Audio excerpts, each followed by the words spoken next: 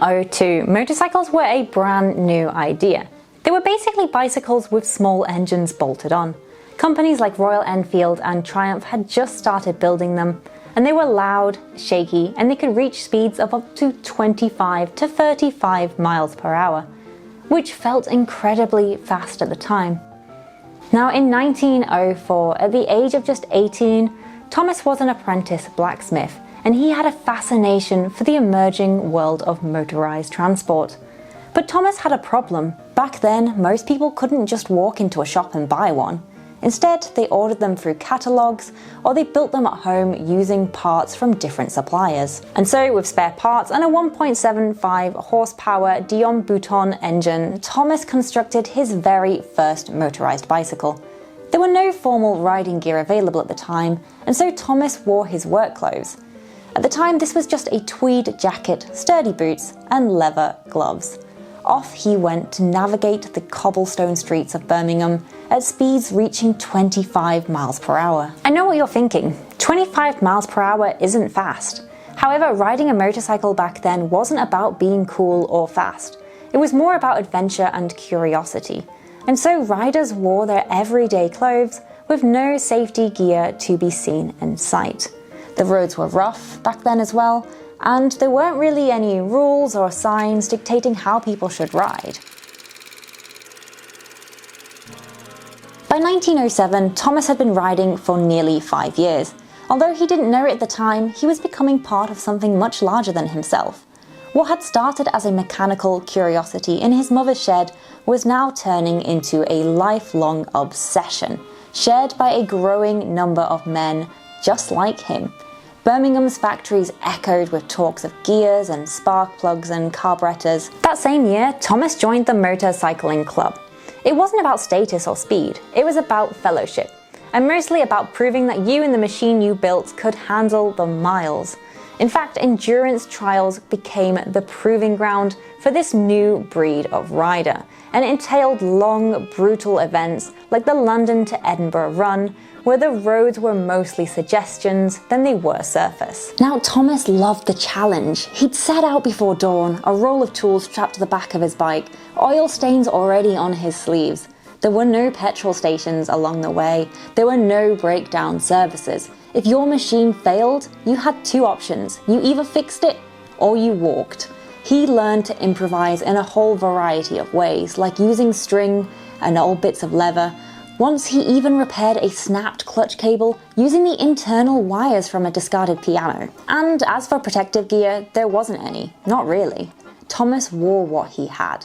A thick wool overcoat, gloves when he could afford them, and a sturdy pair of work boots. However, the goggles were a recent addition borrowed from a friend in aviation. He found that they helped keep the rain and the dust out of his eyes, but that was it. Falls were common, and he'd come home more than once with torn trousers, bloodied knuckles, or even worse. At the time, Thomas didn't think about safety. None of them did. There was no roadmap, no regulations, no conversations about crash survival. You either learned from experience or you didn't come back. And yet those early years gave Thomas something he'd never lost: a respect for the road, for the risk, and for the bike beneath him. He wasn't trying to start a culture, he was just trying to get to the next town. Looking back later in life, Thomas would realize those rough, muddy trails were the beginning of everything. The machines would change, the gear would change, but the heart of it, the two wheels, the open road, the will to ride, that was very much cemented in stone from day one. Each man is assigned a motorcycle soon after his arrival at the school. From then on, he is as responsible for it as for his rifle or for his personal kit. On it, he must lavish the care of the last war cavalryman for his horse. With the outbreak of World War I in 1914, riders like Thomas, if they had experience before the war, were often recruited as dispatch riders. They rode machines like the Triumph Model H, nicknamed the Trusty, which had no gears, no clutch, and a top speed of around 45 miles per hour on a good day. Roads near the front were often cratered, muddied, or blocked entirely, and so dispatch riders had to navigate shellfire, dead ends, and the chaos that was war with no map, no protection, and no backup. When they're set right, the bike starts at the first kick. Well, sometimes. By this point in motorcycle culture, the only head protection was a Brodie helmet, and it was a thin steel dome made to stop shrapnel, not absorb crash impacts. These bikes weren't reliable either. Mechanical failures were common, so riders had to be really skilled mechanics fixing broken chains or flooded engines in ditches, all while under fire. It was cold, terrifying, but vital work. With it being a war, the military did issue basic protective gear, including cork-lined helmets and heavy woolen uniforms. However, once again, these offered Thomas minimal protection against the hazards of war. These experiences would then go on to underscore the need for better riding protection, a lesson that would influence the future developments in motorcycle gear.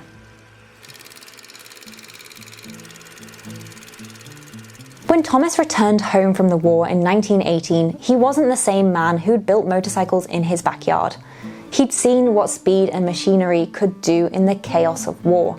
Riding through mud, under fire, with nothing but wool and canvas for protection, it had left its scars. But it hadn't dulled his love for the machine. Back in Birmingham, he married Margaret, a nurse he'd met during his recovery, and he settled into civilian life. Work came through a local motorcycle factory. It wasn't glamorous, but it was a steady income. There, Thomas helped assemble the whole new generation of machines. They were faster, stronger, and more reliable than anything he had ever ridden before. It was honest work, and he took a lot of pride in his day-to-day job. As the 1920s rolled in, he noticed something new. Riders were starting to wear leather. It started quietly. A few dispatch riders held onto their old military jackets, thick horsehide ones that had kept them warm at altitudes or during long rides through shell-blasted roads. Soon, tailors and gear makers caught on. Leather jackets, some custom, some surplus, began appearing in garages and at club meets. Thomas himself had picked one up, secondhand. It was far too big, but it did the job. Leather didn't really rip when you slid across gravel. It blocked the wind and it didn't soak like most wool in a downpour. Most importantly, it gave you a sense of confidence. You weren't just wearing a coat. Even if it was a little bit of armour, it still felt like you were a bit more protected. Still, Thomas knew better than to think it would save his life. He'd seen too many falls to trust a jacket to protect your skin. There was no body armour, there was no padding, and helmets were still years off for civilians. When you went down on your bike, it was just bone and leather touching the road, and usually the road won. But considering all of its limitations, leather was still better than nothing. It was still a step up.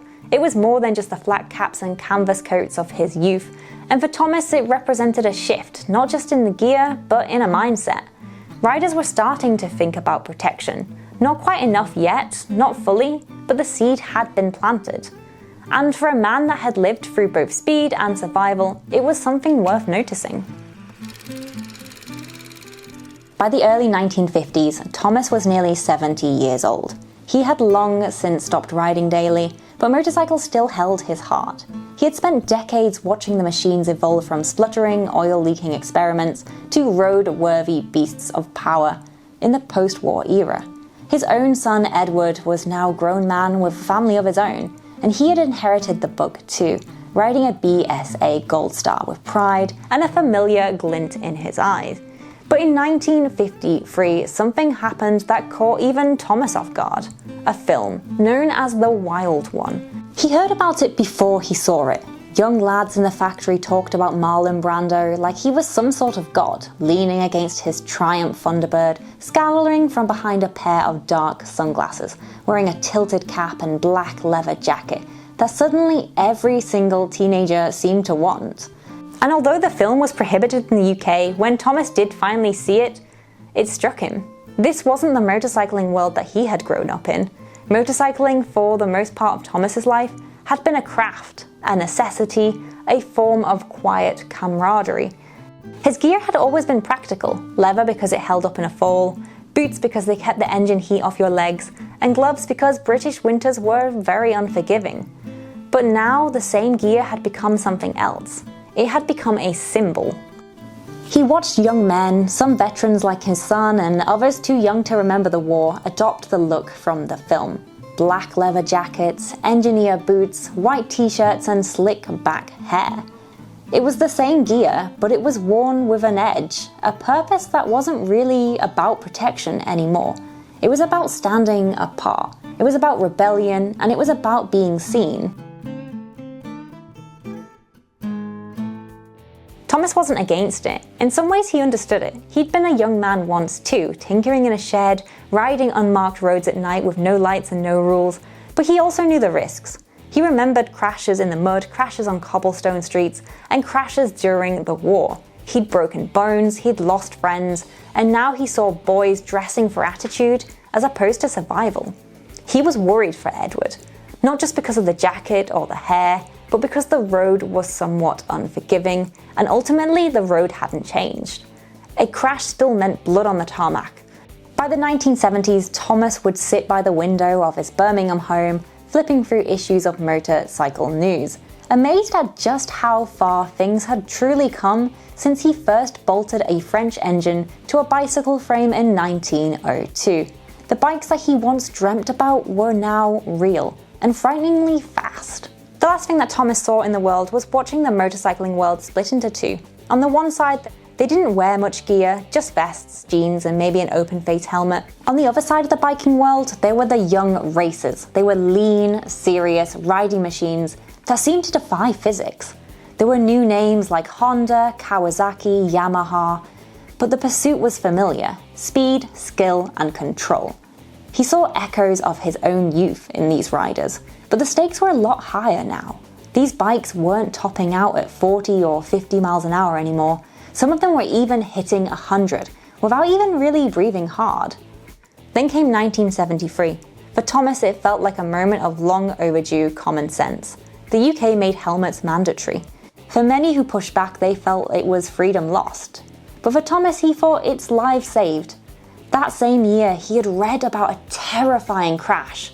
Barry Sheen, 170 miles per hour. Bones were shattered. And yet somehow the man survived.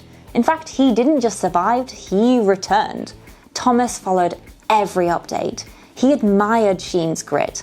But even more, he was fascinated by the thing called a lobster tail, a back protector built from interlocking plastic segments backed by foam, like the armour of a creature from the sea. To Thomas, it was brilliant. He remembered falling off his bike in 1911 and landing on a railway sleeper. He was winded and ultimately lucky to be alive.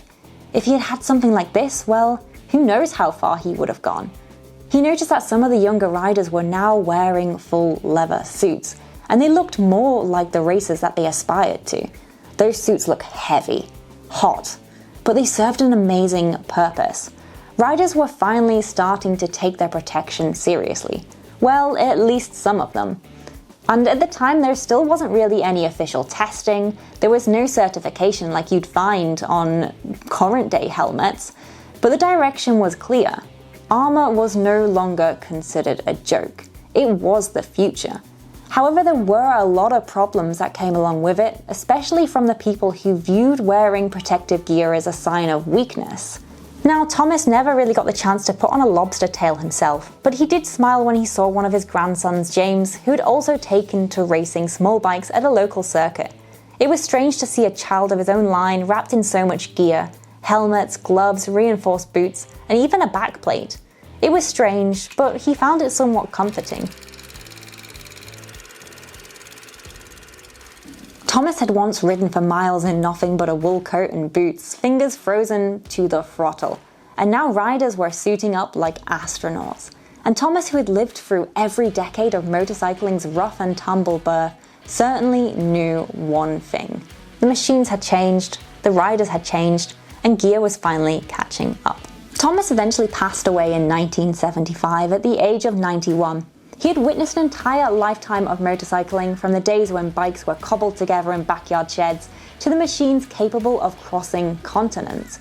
He'd seen wars, wild roads, and the slow, stubborn evolution of gear meant to protect the riders he held dear. There were some changes he didn't live to see. Changes that would ultimately shape the riding lives of his son and his grandson. Now, Thomas's son Edward had grown up around grease-stained overalls, workshop benches, and evening rides through the Midland countryside. Like his father, he had learned to ride in leathers, not built for crashing. and helmets that were more comfort than science. But in the 1980s, things really began to shift for him. The rise of sports bikes changed everything. Edward watched as the younger generation began riding Japanese machines like the Yamaha RZ350 and the Suzuki GSX R750, bikes that were lighter, faster. He saw riders lean into corners with full-faced helmets, full-body leather suits. But what surprised him the most wasn't just the speed, it was this new gear that they were wearing. Jackets and suits now came with built-in armour, such as foam pads at the elbows, knees, shoulders and backs.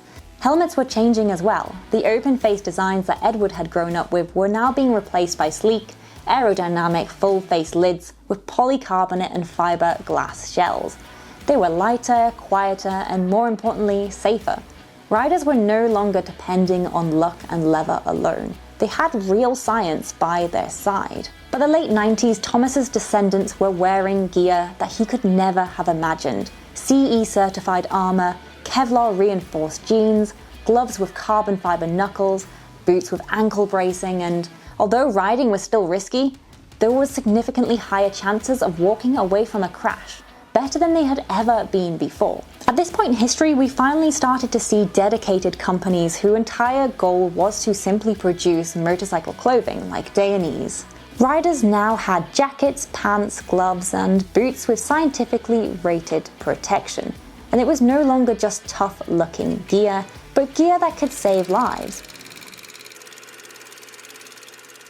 By the 2000s, technology took another leap, and we started to see the creation of airbag vests and suits, integrated sensors, and smart helmets with heads-up displays entered the scene. Motorcycle racing continued to drive the innovation forward, and what started on the track soon reached everyday consumers on the road. Today, safety is no longer an afterthought. It's built into the ride. From high-vis commuter gear to full-body race armour, modern motorcyclists are better equipped than ever, riding faster and further with far more protection than Thomas or his descendants could have ever imagined. Thomas never set out to witness a revolution. He simply loved to ride. From the clatter of his homemade motorbike in 1902 to the roaring sports bikes of the late 20th century, his life traced the arc of motorcycling itself. He lived through the birth of motorcycling culture, through war and peace, innovation and loss, watching the machines and the people who rode them change with each passing decade. What began as wool coats and courage became leather and learning, and eventually science and safety. The story of motorcycle armour isn't just about gear, it's about the riders who pushed boundaries, paid the price, and paved the way for others. From homemade machines to high-tech protection, the road has always been dangerous. But thanks to people like Thomas, it's a road that we can all now ride with a fighting chance.